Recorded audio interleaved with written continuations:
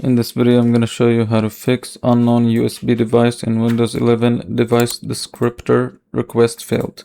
First thing, you're going to go here and type in device manager. Go down and find USB serial. And here you're going to find the device, the USB device that is not working. So let's say, for example, it's this one, okay?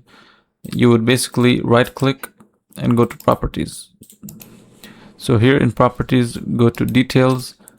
Go here, select device instance path, and you need to select you need to copy this, right click and copy, and after that you can just minimize this, and here go to register editor, click yes, and here you need to go to this path, so H key local machine and then system.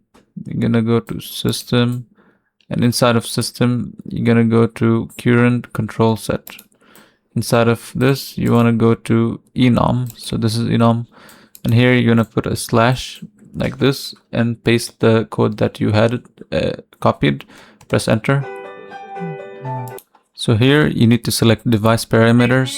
And here you need to right click and then click new.